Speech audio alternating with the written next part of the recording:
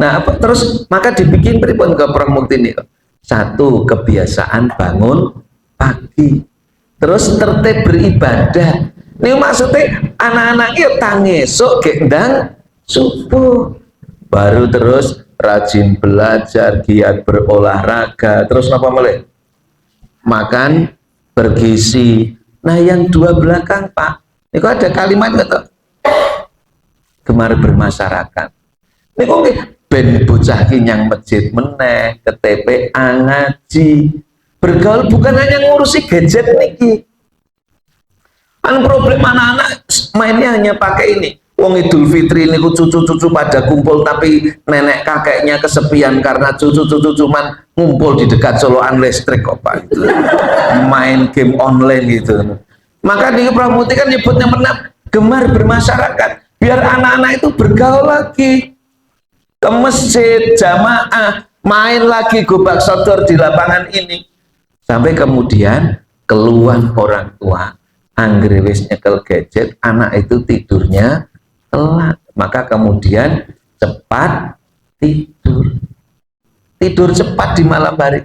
Ini kok ditakoni hadisnya Nabi begitu, kalau tidak ada urusan Rasul itu segera tidur dan ketika bangun cepat bangun. Jadi ini istilah kalau memahami cara Prof Mukti Pak Menteri menerjemahkan ajaran Islam yang bisa dipakai secara umum. A'udzu billahi minasy syaithanir rajim. Bismillahirrahmanirrahim.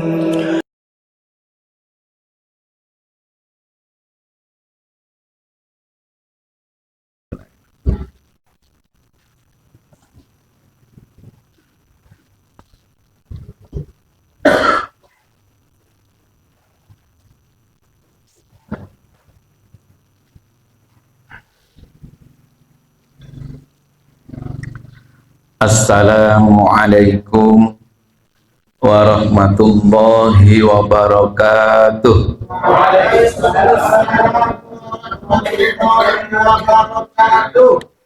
Innal hamdalillah nahmaduhu wa nasta'inuhu wa nastaghfiruh wa na'udzu billahi min shururi anfusina wa min sayyiati a'malina. Allahumma sholli ala Muhammad wa ala alihi wa sahbihi wa man tabi'ahu bi ihsanin ila yaumil qiyamah. Ibu, Bapak, jamaah subuh Masjid Sang Surya Komplek Perumahan IKIP yang dirahmati Allah, kami merasa bersyukur tadi disampaikan temanya bebas. Yang tidak bebas adalah waktunya. Jadi insya Allah nanti kita tidak lama, saya usahakan pengajian pagi ini selesai sebelum jam 8. Sepakat nggih? Jadi kalau ngaji itu sebetulnya harus jadi amal soleh yang bagian kita rutinkan. Kalau guru kita di antara mudawamah itu ya mudawamah taklim itu, karena ini amal soleh yang Rasul sebut memudahkan kita ke surga.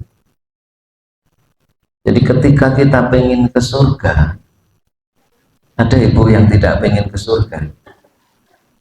Hampir semua kita kalau ditanya yang masih sehat ya, itu pengennya masuk surga. Cuman kalau disuruh berangkat duluan pada nggak mau. Alasannya, kenapa? Alasannya kenapa? Ibu pengen surga, silahkan berangkat duluan. Nggak mau, karena harus didahului dengan kematian. Nah, kembali kepada tadi, hadisnya masyhur, siapa yang keluar dari rumah atau kita maknai bepergian tujuannya hadir di majelis ilmu, sahalallahu lahu bihi thoriqon ilal jannah. Wonten mantan yang tidak pakai bihi. Jadi ketika orang itu hadir di majelis ilmu, maka Allah akan memudahkan baginya jalannya ke surga. Maka harusnya majelis ilmu itu menjadi kebutuhan dan rutinitas amal soleh kita. Kira-kira kalau hadir di majelis ilmu itu rutinnya berapa tahun sekali? Karena ada yang bilang, saya insya Allah rutin Pak pengajian setahun sekali. Ya kalau taklim kok setahun sekali tidak termasuk rutin. Maka di 10 kebiasaan emas, 9 kebiasaan emas, 9 habitnya Pak Dr. Agus Sukoco ketika jadi ketua majelis tabligh PP itu, ya kalau warga persyarikatan hadir di majelis taklim minimal sepekan sekali, itu minimal, dan itu tentu tidak akan mencukupi kebutuhan kita mengenal agama Allah ini, tidak akan mencukupi. Jadi, mudah-mudahan kita betul-betul menjadikan taklim itu kebutuhan kita. Apalagi kalau berbicara persyarikatan, dulu hadir dari kelompok pengajian. Maka kalau aktif di persyarikatan tidak suka ngaji, berbeda dengan spirit gerakan ini di awal. Karena kita ini gerakan Islam, kunci utamanya adalah bagaimana kita mengenal Islam yang kita gerakan dan sebagai spirit gerak itu. Maka hadis pendek, mayyuridillahu bihi khairon yufaqihu fiddin, itu harus terus kita pegang. Ngaji, ngerti agama dengan baik. Kalau ingin dijadikan baik kan kuncinya di situ, yufaqihu fiddin. Bapak Ibu, saya sering sampaikan ke mahasiswa, terutama di tempat saya ngajar, kalian gagal jadi dokter itu belum tentu gagal masuk surga. Tapi kalau kalian gagal mengenal Islam dengan benar, yakin nggak bakal ketemu surganya Allah. Maka jadi apapun, mengenal agama itu keharusan dan kebutuhan. Disitulah pentingnya kita untuk taklim terus. Karena ketika gagal memahami Islam sebagai agama, sebagai din, banyak yang cara pandang terhadap agama itu ya sekedar kebutuhan formalitas, saya punya agama. Ada yang memandang agama itu sekedar sebagai kebutuhan, istilahnya mengisi kekosongan spiritual. Jadi sudah dianggap beragama kalau sudah melakukan beberapa ritual itu. Bahkan spiritnya awalnya itu spiritual, tapi ternyata ritual yang tidak diisi spirit itu. Itu yang kalau kita sering dikritik, sholat tetapi ruhnya tidak sholat. Dan bagi kita, ya Islam ini adalah jalan hidup. Sehingga kalau ditarjah disebutkannya ya Islam itu mengatur sejak keyakinan, ibadahnya, akhlaknya, sampai kepada konteks muamalah duniawiyah itu semuanya ditata dalam Islam. Nah disitulah kemudian ketika cara pandang terhadap Islam sudah benar, menjadikan sikap kita berislam itu juga jadi benar. Karena dulu ada yang karena salah itu, bahwa muamalah duniawiyah itu juga diatur dalam Islam.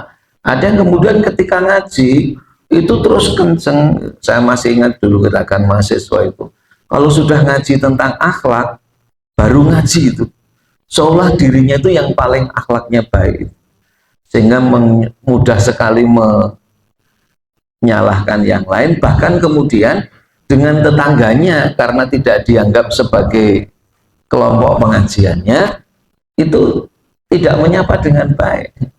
Padahal ketika berislam harus menghormati tetangga itu. Harus Bu. Kalau kita sebut sampean itu kajian tiap pekan, tapi sama tetangga kos saja tidak menyapa. Kalau lewat, jadi kebetulan asramanya itu di samping rumah kita itu. Ya nggak begitu orang Islam itu. Sampai yang ngaji tetapi sikapnya komplit, tunjukkan akhlak yang baik, tunjukkan bermuamalah yang baik, di samping secara pribadi kita menjaga ibadah mahdohnya dengan baik. Alhamdulillah saya tadi termasuk sangat menikmati subuh di tempat ini, karena masjid ini menyiapkan imam yang baik. Jadi seneng Pak tadi itu Pak. Di tempat kami itu kalau imamnya baik Pak, apalagi tarwah ya Pak. Tarwah itu kalau imamnya lagunya bagus, tajwidnya bagus, nadanya bagus, suaranya bagus, sholat tarwah sudah 1 jam Pak, itu rasanya baru 60 menit Pak. Karena nikmat betul itu. Ya berbeda sekali ketika kita sholat itu dalam suasana yang tidak, kan ada toh Pak, masjid itu mungkin karena terbatasnya ya pilihannya itu sudah surat Al-Ikhlas, tapi sebagai makmum itu terus jadi, karena ini saya pernah merasakan sendiri, harusnya qul huwallahu ahad itu dibacanya dengan benar, Allahu ahad, tapi karena tidak ngerti tentang mat arid li sukun, akhirnya jadi imam itu qul huwallahu ahad, karena taunya setiap akhir berhenti harus panjang. Nah itu jamaahnya di belakang saja sebetulnya itu memenuhi, di tempat kami memenuhi kriteria imam yang baik. Di tempat kami imam yang baik itu kalau pilihan suratnya Al-Ikhlas atau Al-Asr Pak. Oh ini imam yang baik karena tidak suka yang panjang-panjang gitu. Ya alhamdulillah, semoga masjid-masjid kita juga semua seperti ini. Karena tren Ramadan kemarin ada perbedaan Pak. Dulu masjid itu jamaahnya itu makmur ketika Ramadan kalau menyediakan daftar mubaleh yang mengisi kuliah subuh atau kultum ba'da isaknya itu yang disebut orang-orang hebat, apalagi masjid kampus itu. Wah ini harus menghadirkan mubaleh nasional. Tapi sekarang yang dicari itu bukan itu. Yang dicari adalah masjid yang menyediakan imam yang baik. Sehingga ada cerita bagaimana itu nenek tersiksa karena malam pertama tarawihnya imamnya panjang, tidak nyaman, ceramahnya juga panjang. Akhirnya gimana itu Pak? Bilang sama cucunya, "Nduk, sesuk ora sah ning masjid kene yo, pindah ning kampung Kidul wae." Akhirnya pindah ke masjid kampung itu. Begitu qomat dikumandangkan, ternyata yang masuk ke masjid ustadz yang kemarin tugas di tempat itu. Aduh nduk, kok sing tugas podo wingi gitu. Nah mudah-mudahan ini bagian dari ikhtiar kita untuk memakmurkan masjid. Di Muhammadiyah itu untuk masjid kan semboyannya Masjid Muhammadiyah itu makmur, memakmurkan. Masjidnya makmur, tetapi tanda kemakmuran masjid itu membawa jamaah yang ada di sekeliling masjid itu makmur kehidupannya. Maka tidak dikatakan masjid yang makmur ketika jamaahnya itu menderita karena belum membayar SPP anaknya. Tidak dikatakan masjid makmur ketika ada warganya yang ketika mau mencari pengobatan tidak berani karena tidak ada biaya. Sehingga spirit masjid itu makmur, memakmurkan. Nah itulah masjid yang kita inginkan. Kita kan sering dikritik masjid dulu dan masjid sekarang. Katanya masjid dulu itu bangunannya sederhana, kecil-kecil, tetapi jamaahnya penuh. Masjid sekarang itu bangunannya bagus-bagus, lebar-lebar, tapi jamaahnya itu di sana Pak. Insya Allah kalau di Malang nggak jauh beda gitu. Jadi di masjid yang lain begitu. Bahkan ada Pak, ini kalau saya sebut namanya, Bapak Ibu insya Allah ngerti orang ini. Karena tidak boleh menyebut nama. Inisial ya Pak ya.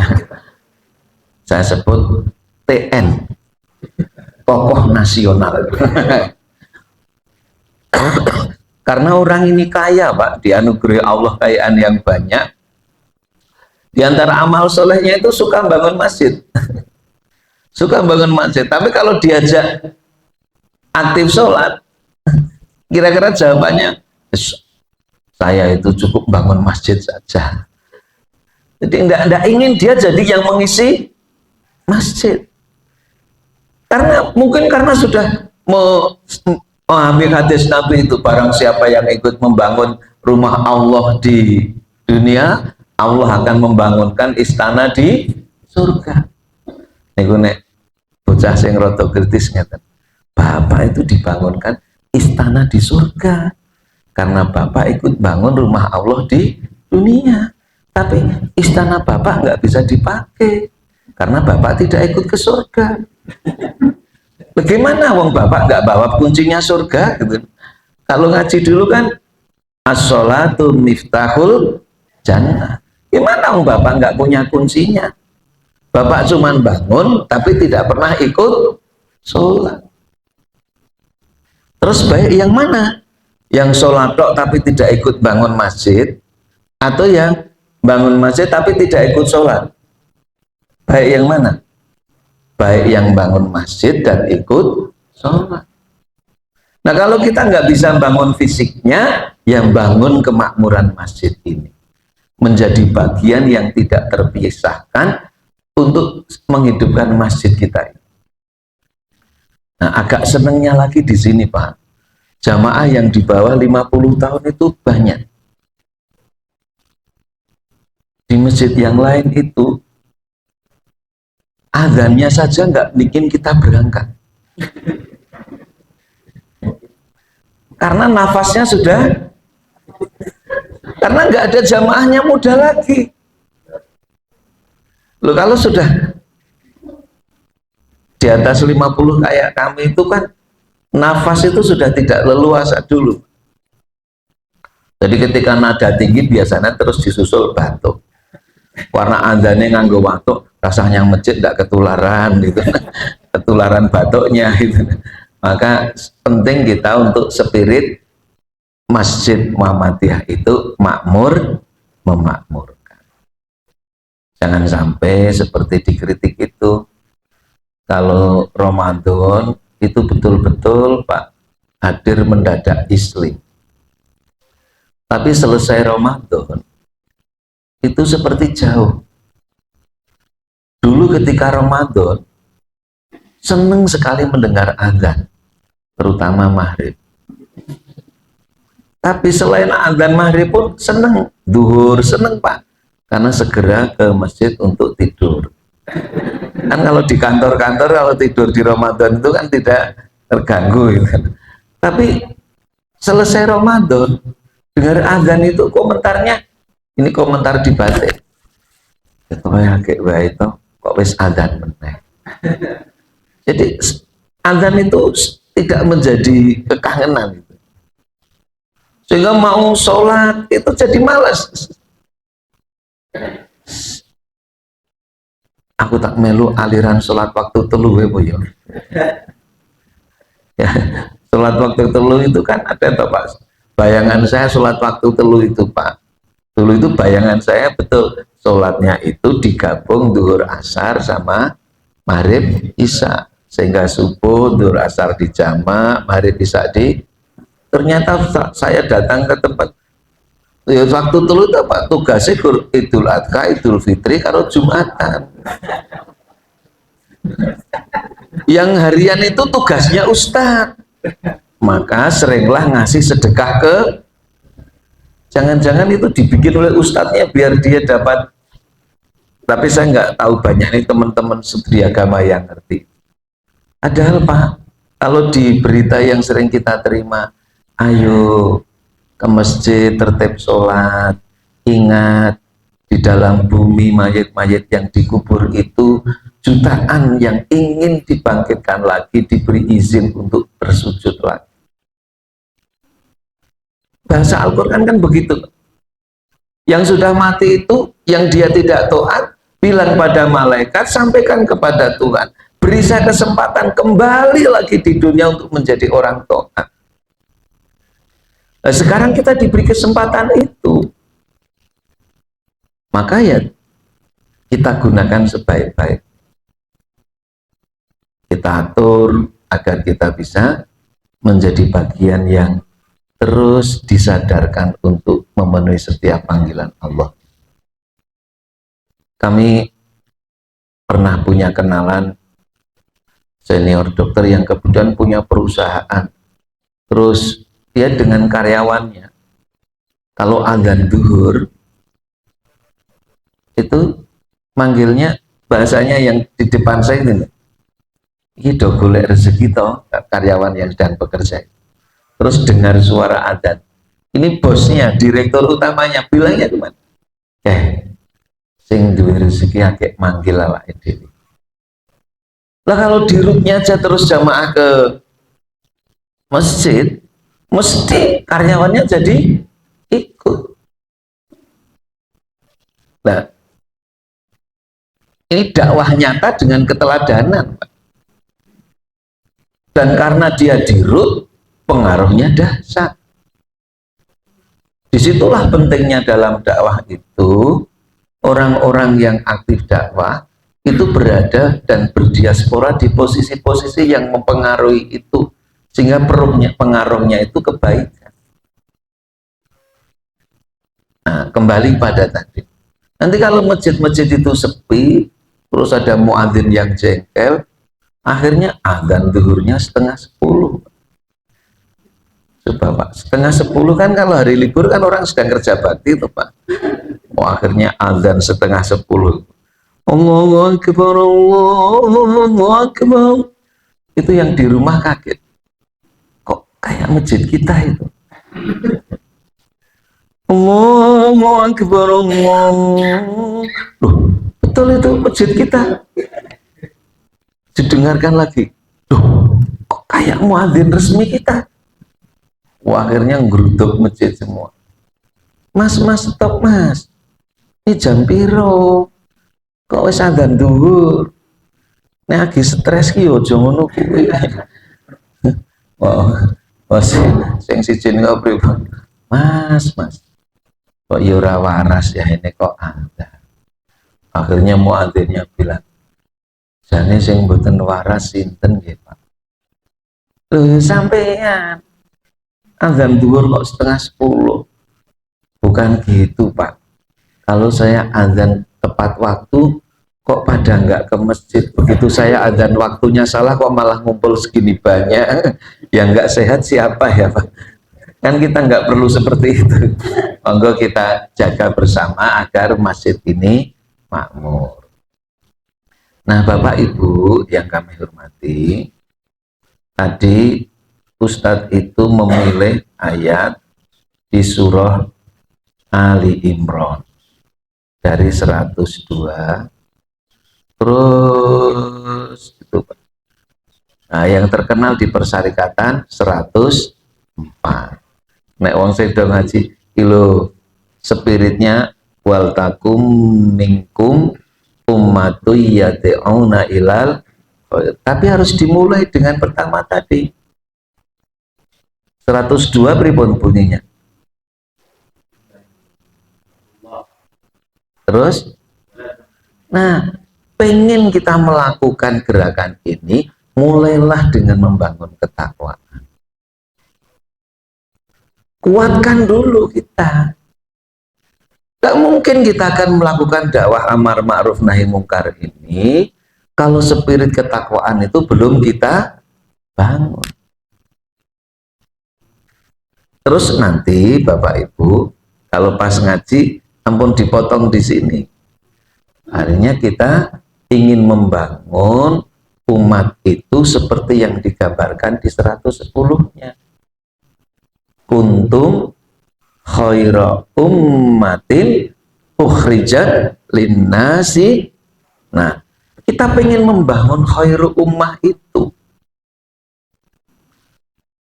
Nah, oleh karena itu kita mulai menjaga fondasi kita ini agar iman Islam ketakwaannya itu betul-betul kuat.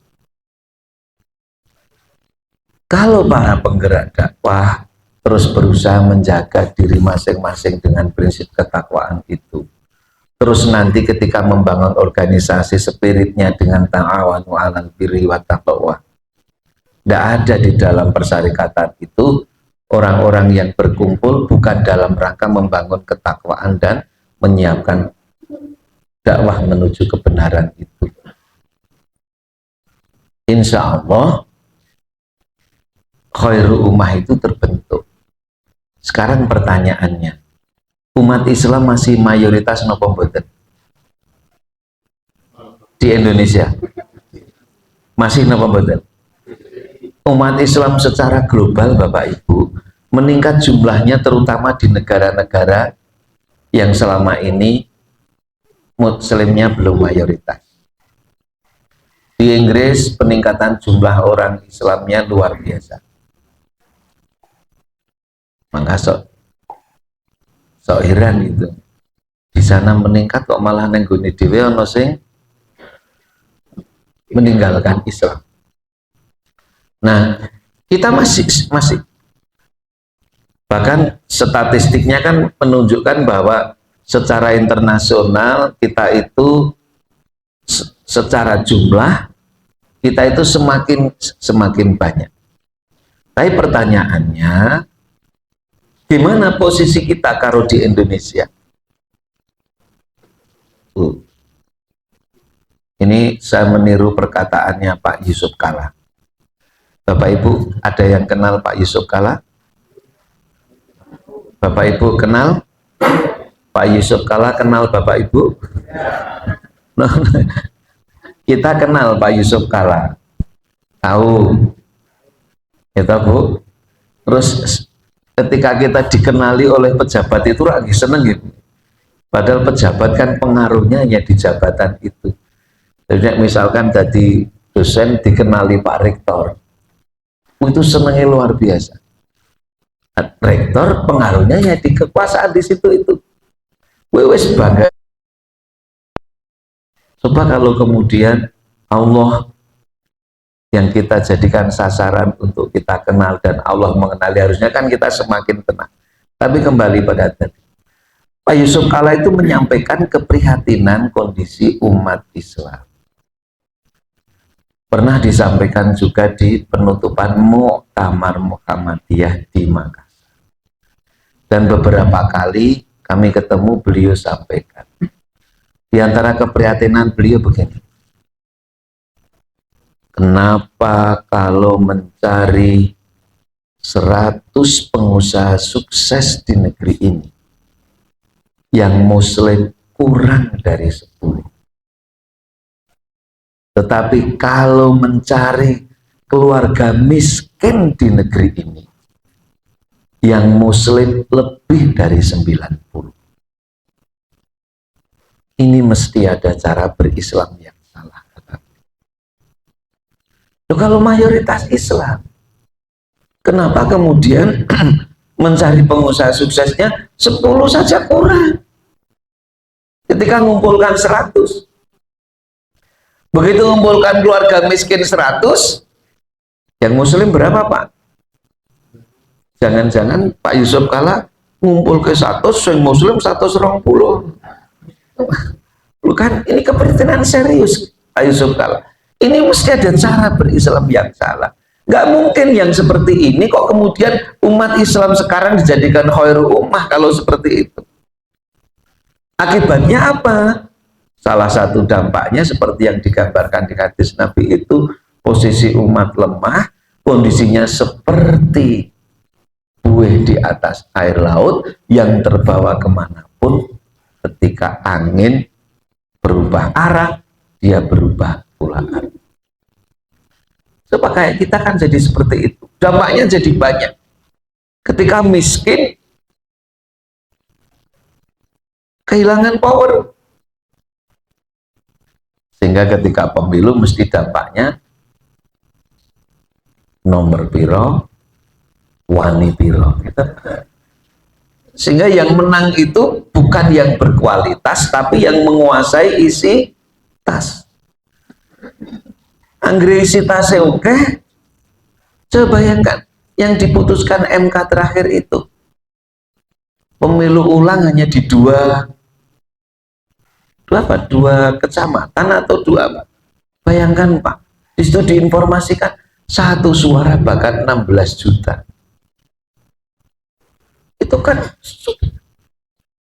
lupa bahwa ketika kita itu memilih pimpinan, itu ya konsekuensinya dunia akhirat.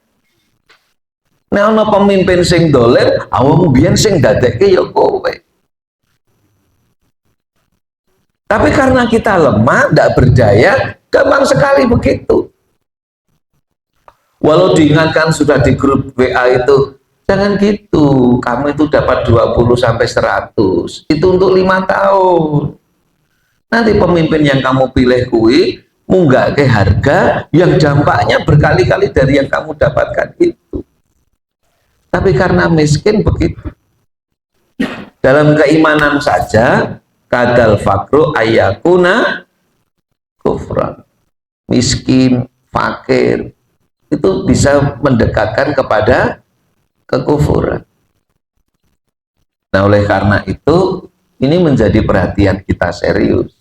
Sehingga pasca Muktamar Makassar itu, sering kita diingatkan, jihad keempat kita adalah membangun ekonomi umat. Setelah dulu melalui gerakan sosial, gerakan pendidikan, gerakan kesehatan, sekarang gerakan ingin membangun ekonomi umat. Nah, tentu ketika umat berdaya, harapannya umat tidak mudah dibawa ke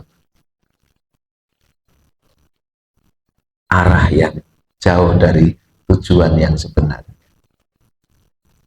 Nah, oleh karena itu, tentu kita ingin sekecil apapun gerakan itu membangun kekuatan umat. Di antara satunya adalah membangun agar umat itu berada. Nah, Bapak Ibu sering tuh mendengar pemberitaan itu, wah organisasi Islam internasional dikumpulkan, tetapi ternyata ya orang luar menilai seperti itu. Tetapi kita masih berjalan sedang menuju bagaimana memberi dampak yang baik terhadap ekonomi umat, salah satu jihad kita. Nah, jangan sampai lagi Pak, ketika sulit seperti ini, terus umat itu memilih rezeki dari yang haram karena alasannya Pak, golek sing haram angel apa meneh sing halal. Kalau sudah terjebak seperti ini kan sudah rusak itu konsep. Nah, kita tentu tidak sederhana, itu jelas. Kalau sederhana ya warung makan Padang. Sederhana itu. Enggak, tapi ini tidak sederhana, justru butuh gerakan. Permasalahannya, lupa kita sendiri kan bukan bagian dari orang yang sudah bebas secara ekonomi. Iya, tetapi harus ada pemahaman terhadap ekonomi yang benar. Nek mboten bener, sebab kita niku rak sering ngaji teng mriki. Bukannya itu salah, tapi kalau itu kemudian jadi mindset terus menjadikan umat Islam tidak boleh kaya, itu yang repot. Tapi nek jenengan ngaji teng, ibu kan ikut pesantren WhatsApp ya, gitu. Ngajinya lewat WhatsApp, betul tuh? namanya pesantren WhatsApp ya. Ketika ngajinya lewat WhatsApp itu kan terus ada itu kejadian di situ, kejadian di kajian itu banyak di share. Saya mendapatkan share saya berapa kali. Dan Bapak Ibu kita itu punya semangat untuk segera ngirim pesan yang kita baca baik, sekalipun kita belum kata membacanya. Apalagi pesan tentang kesehatan itu Pak. Apalagi kalau di depannya sudah ada tulisan, menurut Profesor Dokter ahli ini rumah sakit ini, terus ceritanya panjang. Kalau pengen ginjal Anda sehat, wah, saya ngirim kulon gue enten guru TK enten. Terus kula waos piyambak. Gimana saya tidak bilang bahwa ini itu apa bahasanya anak muda hoak ngoten nggih. Oh, karena yang disebut itu tidak ada orangnya di rumah sakit itu. Ini tertulis menurut Profesor Dr. Thomas, spesialis penyakit dalam di Rumah Sakit Sarjito. Tidak ada Profesor Thomas di Rumah Sakit Sarjito ahli penyakit dalam. Ini ora le gawe niku ora ngoten niku. Enggak, ketika belum rampung disi-disian nge-share. Nanti nek sing di-share itu salah, dilekke, Bu, kuwi iki salah. Aku yo gur nge-share. Harusnya kalau kita ikut nge-share yang salah, itu lisan kita kan sekarang jadi tangan kita ini menjadi ikut bertanggung jawab. Maka etika kan kita sudah mengeluarkan fikih informasi Pak. Kalau sesuatu itu benar, yakin benar, ketika mau nge-share itu cek dulu. Iki nek tak share kan pertama cek dulu bener apa ora. Oh betul. Terus nek tak share kira-kira menghadirkan manfaat atau malah kegaduhan. Itu sampai di situ. Nah, sehingga kembali pada tadi. Di antara yang di-share itu kira-kira kisahnya gini. Ketika seorang itu mati, maka ia akan dimintai pertanggungjawaban terhadap apa yang dilakukan. Nah, terus disitrak judulnya tukang kayu dan kampaknya. Masih ingat ya Bu? Wah, ketika ditanya malaikat, yang ditanya kan banyak Pak. Ketika waktu itu digunakan untuk apa, gitu? Kalau jawab kan semuanya sudah manro buka ngerti, sopo nabimu ngerti, tapi begitu waktumu untuk apa? Ya jawab seluruhnya saya gunakan untuk menyembah kepadamu ya Allah. Kehidupan sehari-hari pun saya gunakan untuk menghadap. Semuanya itu untuk kebaikan bos. Begitu hartanya itu. Nah, duitmu seko ngendi, kekayaan mungkin tuh seko ngendi. Wah, terus di situ kan diceritakan tukang kayu ini hanya punya satu kampak. Terus wah pokoknya nek maca cerita niku pengen maca terus nih karena betul-betul dramatisasi luar biasa. Satu kampak ini dapatnya dari mana? Saya pakai beli, terus uang belinya dari mana? Dapat ini, terus pokoknya panjang pertanyaannya. Akhirnya saudara-saudara hanya punya satu kampak saja. Pertanyaan malaikat begitu panjang. Bayangkan kalau kita punya lebih dari kampak untuk itu. Nah, yang repot itu tulisan di bawahnya itu. Maka bersyukurlah orang yang miskin. Beruntunglah orang yang miskin kalau cara pandangnya terhadap pertanggungjawabannya. Tapi untuk kehidupan jadi repot. Pertanyaannya, gimana kita miskin mau jadi orang yang bisa mengamalkan Quran dengan baik? Misalkan surah Al-Baqarah ayat-ayat awal saja. Bapak Ibu sudah hafal Al-Baqarah ayat 1? Alhamdulillah. Terus ayat 1 apa lagi yang hafal Bu? Ada yang nggak hafal juz amma, terus udah hafal juz amma? Sudah Pak? Ayo dihafalkan juz amma. Kembali tadi ayat 1. Lo kan begitu. Alif lam mim. Dzalikal kitabu la raiba fihi hudal lil muttaqin. Nah ini loh ayat ketiganya.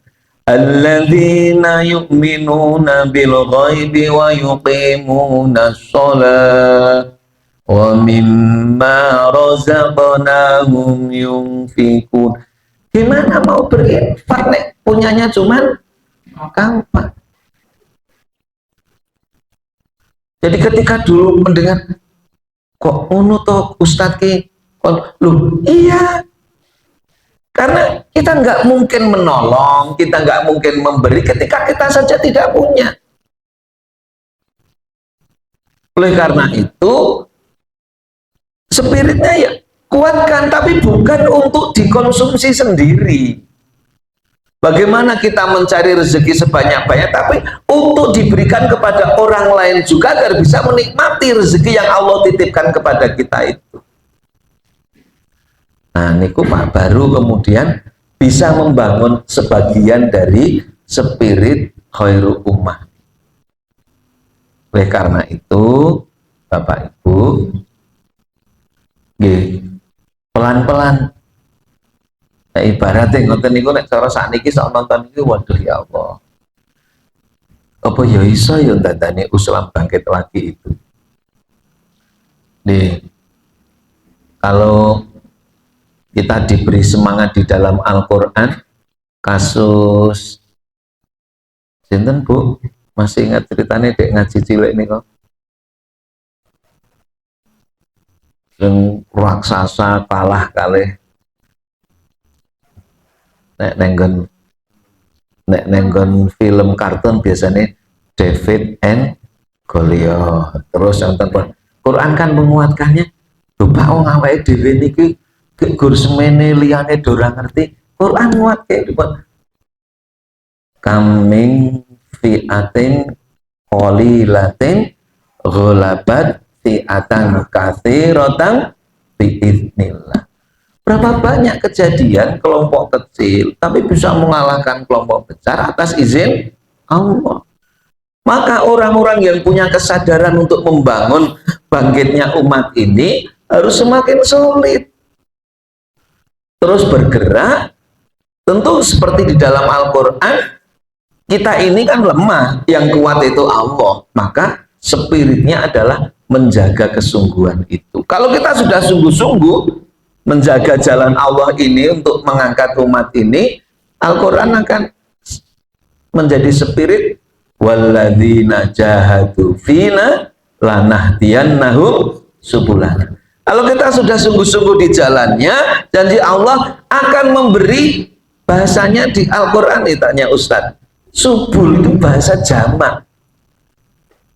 Artinya solusi itu akan diberi sebanyak-banyaknya oleh Allah ketika kita sudah merawat kesungguhan tadi.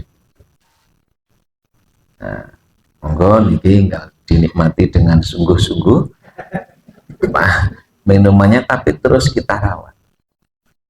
Bapak Ibu, kita juga nggak nyangka, misalkan sekarang Muhammadiyah sudah ada di Australia.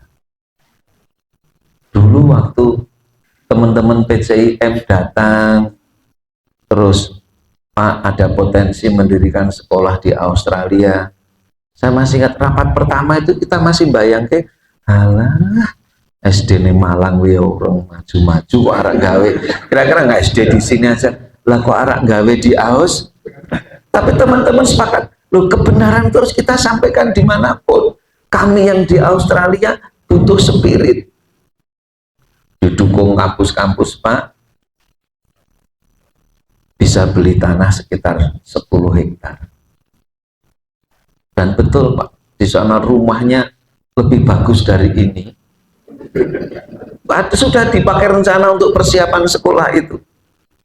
Wah pas pengajian di situ, bayangan saya ngaji paling yo guru ngomong Indonesia yang di Australia. Tapi ternyata malam itu yang ikut hadir di majelis kita itu ada 2 bule yang ikut ngaji bersama kita. Wah, iki berarti tenan ngaji ning Australia wong bule wonten sing melu ngaji. Dan betul begitu keluar dari rumah itu kendaraan berhenti karena ada kanguru mau lewat gitu, Pak. Oh ini berarti Australia tenan. Nah pas gitu tuh pesennya sama waktu itu, Pak kalau besok ini yang keturunan Indonesia, Pak besok kalau SD-nya jadi tolong ada program tahfidz ya Pak. Ternyata beberapa warga muslim Australia itu anaknya dikirim ke Indonesia, nanti kalau sudah hafal 7 juz pulang lagi sudah siap jadi imam. Jadi teman-teman muslim di sana spiritnya bagus karena tantangannya berat. Akhirnya nah yang bikin kaget, Allah memberi jalan keluar. Awalnya tanah itu nggak boleh dipakai untuk sekolah. Kalau untuk sekolah harus bikin jalan lambat sendiri, biayanya sekitar 45 miliar sendiri. Akhirnya kita, tapi teman-teman PCM tetap spirit. Alhamdulillah sekarang sudah jadi sekolahnya. 76% kurang lebih muridnya itu bukan keturunan Indonesia tapi diaspora internasional yang tinggal di Australia. Kemarin sempat ikut kompetisi muridnya, di situ dilaporkan sempat menjadi juara 3 di Australia. Waktu ini kan mboten bayangke kok iso. Dulu saya yakin pendiri kita juga nggak bayangke Muhammadiyah kan sebesar ini. Jangankan dulu Pak, pas beli tanah nih kira kita ikut diajak nonton tanah UMM nih kita. Pas tanah itu saya sawah lembah waktu kalau niku nggih bayangan kula, oh ini beli laboratorium pertanian. Betul Pak, mau saya betul itu. Tapi berapa tahun kemudian kok berubah jadi kampus seperti itu, adik saya malah berada di situ, kuliah di situ, malah ada yang jadi dosen di situ, nggak bayangkan. Dimulai, tapi tugas kita adalah gimana merawat niat yang baik ini. Tapi sekali lagi, kuatkan dulu bahwa kita ini iman dan takwanya tidak salah. Baru melakukan gerakan dengan benar, tujuannya membangun umat yang dicita-citakan tadi. Matur nuwun, kula akhiri niki jenenge ngajine tema bebas toh Pak. Akhirnya nggih bebas. Sebetulnya tadinya kami temanya bukan ini Pak. Jujur saja, kami bukan tema bebas. Tapi karena tadi disuruh bebas, akhirnya pun dados bebas ngeten. Mudah-mudahan lain waktu bisa kita sambung silaturahim. Saya mohon izin nanti pamit karena saya izin tadi mau sowan ke Kiai Saad Ibrahim sekitar jam 5.45. Pas 7 menit insya Allah sampai ke dalam beliau. Nggih kathah lepanipun agung pangapunten. Nah, wonten pertanyaan? Alhamdulillah mboten wonten. Monggo kita jaga spirit kita. Nama Pak? Masjid Muhammadiyah makmur memakmurkan. Dan ini sekarang itu LPCR itu bikin gerakan biar do semangat nih Pak. Jadi ketika kita spirit ranting itu penting.